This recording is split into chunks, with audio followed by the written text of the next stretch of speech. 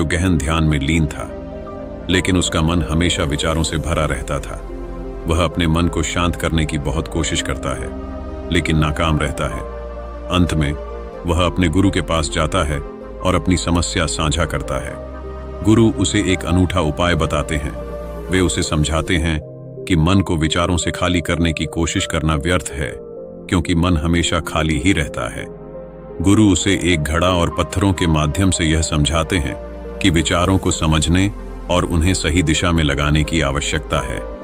तो चलिए इस दिलचस्प कहानी को शुरू करते हैं और जानते हैं कि कैसे शिष्य ने गुरु की सलाह को समझकर अपने मन की शांति प्राप्त की। एक गुरु का शिष्य गहन ध्यान कर रहा था, लेकिन वह ध्यान केंद्रित नहीं कर पा रहा था।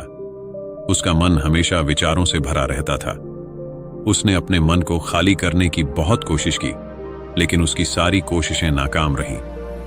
अंत में सब कुछ आजमाने के बाद वह अपने गुरु के पास गया और बोला, गुरुदेव, मेरा मन हमेशा विचारों से भरा रहता है। मैं एक चीज पर ध्यान केंद्रित नहीं कर पाता। जब मैं एक चीज पर ध्यान देता हूं तो मेरा मन दूसरी चीज पर चला जाता है, फिर तीसरी और चौथी चीज पर। मेरा दिमाग हजारों विचारों से भरा रहता है और मुझे यह भी पता नहीं चलता कि यह कब होता है। बहुत समय बाद मुझे एहसास होता है कि मैं क्या करने बैठा था और क्या सोच रहा हूं। गुरुदेव, मैं अपने दिमाग को विचारों से खाली करना चाहता हूं। मैं चाहता हूं कि मेरे मन में एक भी विचार न रहे। विचार तभी उठें जब मैं चाहूं। गुरु ने कहा कि किसी भी समस्या का समाधान तभी होता है जब हम समस्या की जड़ तक पहुंचते हैं, समस्या को ठीक से समझते हैं और जानते हैं। क्या आपने उस मन को भी जाना है जिसे आप खाली करना चाहते हैं? शिष्य ने कहा, गुरुदेव, मैंने मन को समझने की बहुत कोशिश की है, लेकिन जितना इसके बारे में जानता हूं, यह उतना ही रहस्यमय होता जाता है। गुरु ने कहा, जाओ और एक घड़ा लेकर आओ जिसमें छोटे छोटे पत्थर भरे हों। शिष्य ने एक घड़ा लेकर आकर गुरु के सामने रख दिया, जिसमें छोटे छोटे पत्थर भरे हुए थे। गुरु ने कहा, इस घड़े को अपना मन समझो और ये पत्थर मन को भर रहे विचार हैं। अब इसमें और पत्थर डालो। शिष्य ने और पत्थर डालना शुरू किया। घड़ा पहले से ही भरा हुआ था। जब उसने 12वां पत्थर रखा तो बाकी सभी पत्थर बाहर गिरने लगे। तब गुरु ने कहा, रुको और ध्यान से देखो। अब घड़े में और पत्थर नहीं आ रहे हैं, बल्कि वे बाहर गिर रहे हैं, क्योंकि यह पहले से ही भर गया है। इसमें अब और कोई पत्थर नहीं आ सकता। अगर आप और पत्थर डालना चाहते हैं तो पहले अंदर से कुछ पत्थर बाहर निकालने होंगे। शिष्य ने तुरंत कहा, गुरुदेव, मैं समझ गया कि आप क्या कहना चाहते हैं। गुरु मुस्कुराए और कहा, पहले पूरी बात समझो और फिर अपने मन को खाली करो। गुरु ने समझाया कि हमारा मन इस घड़े के बिल्कुल विपरीत है। तुम घड़े को पत्थरों से भर सकते हो, लेकिन मन को विचारों से नहीं भर सकते। मन हमेशा खाली रहता है। शिष्य ने कहा, गुरुदेव, मुझे समझ नहीं आ रहा। अगर मन हमेशा खाली रहता है तो हम उसे खाली करने की कोशिश क्यों करते रहते हैं? इसकी क्या जरूरत है?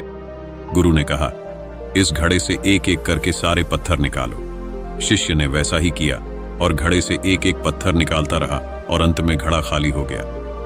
गुरु ने कहा, देखो, तुमने एक एक पत्थर निकाला, यह घड़ा खाली हो गया है। अब आप इस घड़े में कोई भी पत्थर डाल सकते हैं, दूसरा पत्थर डाल सकते हैं, या फिर वही पत्थर दोबारा डाल सकते हैं। आप इसे आधा भर सकते हैं या फिर पूरा भर सकते हैं। शिष्य ने कहा, गुरुदेव, मैं भी ऐसा ही हूं। मैं समझा रहा हूं कि मन को खाली करना है। ये तो पत्थर हैं, इन्हें आसानी से निकाला जा सकता है और घड़ा खाली किया जा सकता है, लेकिन मैं अपने मन को कैसे खाली करूं? गुरु ने कहा, इस खाली घड़े में एक पत्थर डालो और 2 पत्थर निकाल लो। शिष्य ने कहा, ऐसा कैसे हो सकता है? जब इस घड़े में एक पत्थर होगा तो एक ही पत्थर निकलेगा, फिर 2 पत्थर कैसे निकल सकते हैं?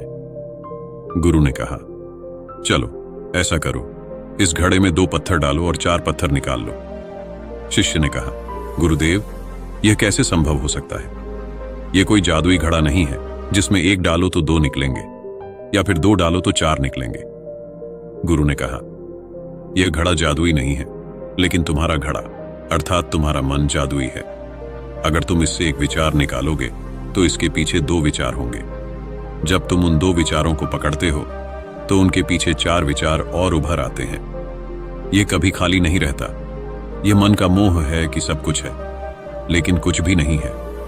शिष्य ने कहा, गुरुदेव, मैं समझ गया आप क्या कह रहे हैं, लेकिन क्या मैं हमेशा अपने विचारों के जाल में फंसा रहूंगा? क्या मन के मोह से बाहर निकलने का कोई रास्ता है? बिल्कुल नहीं।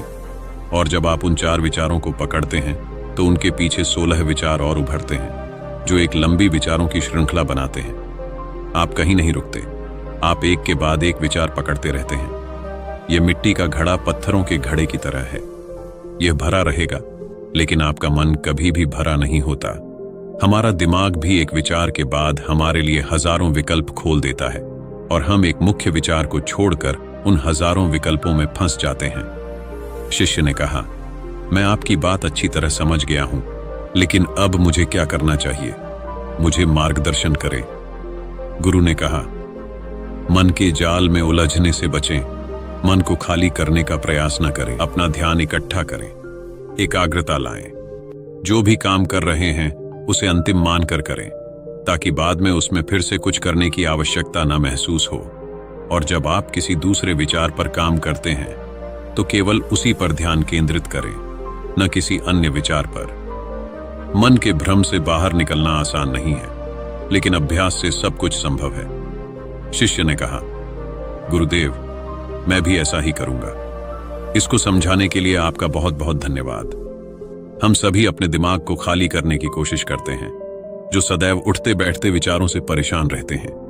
हम चाहते हैं कि ये विचार कहीं चले जाएं और हम शांत हो जाएं, लेकिन हम इन विचारों से भागने की कोशिश करते हैं तो वे और अधिक शक्तिशाली हो जाते हैं। हम अपने आप को शांत करने के लिए विचारों का उपयोग करते हैं, और ये विचार उन्हीं विचारों से जुड़े होते हैं जिन्हें हम छोड़ना चाहते हैं। इसलिए ये विचार इतनी शक्तिशाली हैं।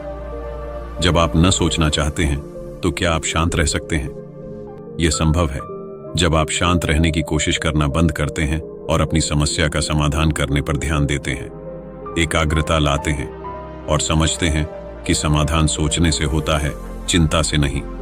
गुरु ने कहा, इस मिट्टी के बर्तन को आधे पत्थरों से भर दो। शिष्य ने वैसा ही किया। फिर गुरु ने कहा, अब इन पत्थरों में से एक पत्थर चुनो और उसमें से एक छोटी सी मूर्ति बनाकर मुझे दो। मुझे पता है कि तुम एक कुशल कलाकार हो। जब शिष्य ने 11वां पत्थर निकाला और उसे तराशना शुरू किया तो उसे एहसास हुआ कि यह पत्थर अच्छा नहीं है। तो उसने घड़े से दूसरा पत्थर निकाला, लेकिन वह पत्थर भी उसे पसंद नहीं आया। फिर उसने तीसरा पत्थर निकाला, लेकिन उसका रंग उसे पसंद नहीं आया। अंत में उसने चौथा पत्थर निकाला, लेकिन उसमें एक दोष पाया। इस प्रकार उसने लगभग सभी पत्थर घड़े से बाहर फेंक दिए। उसे ऐसा करते देख गुरु ने कहा, यह वही पत्थर है जिसे तुमने पहली बार निकाला था। इसे समझकर केवल उसी पत्थर की खोज करो, क्योंकि तुम्हारे पास कोई दूसरा पत्थर नहीं है। तब शिष्य ने उसी पत्थर को खोजना शुरू किया और उससे अपने गुरु की एक बहुत ही सुंदर मूर्ति बनाई और अपने गुरु को भेंट दी और कहा, बहुत सुंदर, इस पत्थर से मूर्ति बनाई जा सकती है। मैं इसका विचार भी नहीं कर सकता था। गुरु ने कहा, जब कोई दूसरा विकल्प नहीं होता तो हम अपनी सारी ऊर्जा उसमें लगा देते हैं और उसे सर्वश्रेष्ठ बना देते हैं। जब अन्य विकल्प होते हैं तो हम सिर्फ पत्थर चुनते रहते हैं। मान लो मूर्ति नहीं बनाई गई है। और शिष्य ने गुरु की बात को गहराई से समझ लिया। उसने सीखा कि विचारों से भागना नहीं, बल्कि उन्हें स्वीकार करना और सही दिशा में लगाना ही सच्ची शांति की कुंजी है। शिष्य ने नियमित अभ्यास करना शुरू किया और धीरे धीरे अपने मन को समझने लगा। उसने पाया कि विचार आते हैं और जाते हैं, लेकिन वह उन पर ध्यान केंद्रित करके अपने मन को शांत रख सकता है। गुरु की सिखाई हुई विधि से उसने अपने जीवन में एकाग्रता और शांति को पुनः प्राप्त किया।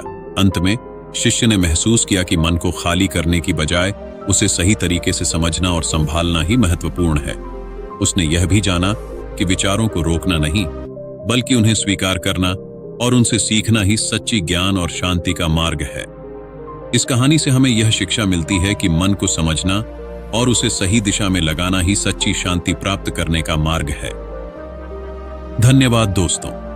आशा है कि आपको यह कहानी पसंद आई होगी। अगर आपको यह वीडियो पसंद आया हो तो कृपया लाइक, शेयर और सब्सक्राइब करना न भूलें। फिर मिलेंगे एक और नई कहानी के साथ। तब तक के लिए शांति और सुख की कामना। नमस्कार।